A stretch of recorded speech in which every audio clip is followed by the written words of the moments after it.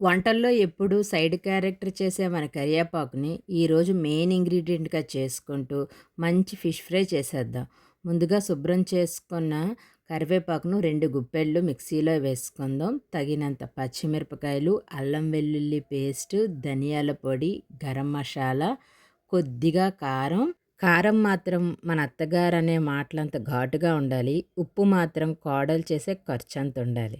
ఈ విధంగా మిక్సీ చేసుకున్నాం కదా! ఇప్పుడు ఒక బౌల్ తీసుకొని, ఒక స్పూను మైదా పిండి, ఒక స్పూను కార్న్‌ఫ్లోర్ తీసుకొని, ముందుగా మిక్సీ చేసి పెట్టుకున్నాం కదా! కరివేపాకు పేస్టు అది వేసి బాగా కలుపుకుందాం.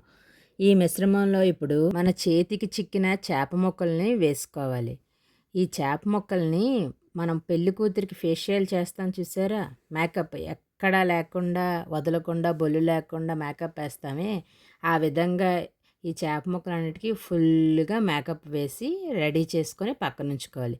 చూసారా? ఇలా మేకప్ వేసిన ఈ చేప ముక్కల్ని ఒక బౌల్‌లో తీసుకొని స్టోర్ చేసుకోవాలి. ఇది ఓవర్ నైట్ స్టోర్ చేసుకున్న తర్వాతే మనం ఫ్రై చేసుకోవడానికి అవుతుంది. అప్పుడప్పుడు ఫ్రై చేసుకోవడానికైతే అవ్వదు. మినిమమ్ ఇది 5-6 అవర్స్ మ్యాగ్నేట్ చేసి పెట్టుకోవాలండి.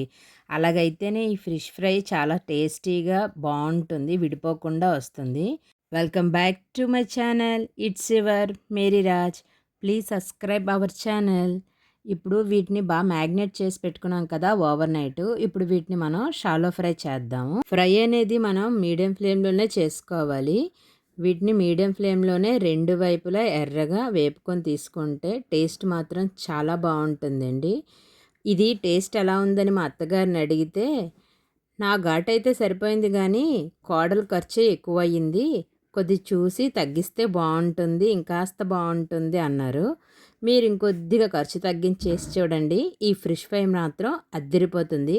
మీరు ట్రై చేసి ఎలా ఉంది అనేది ఒకసారి కామెంట్ చేయండి. Thank you for watching.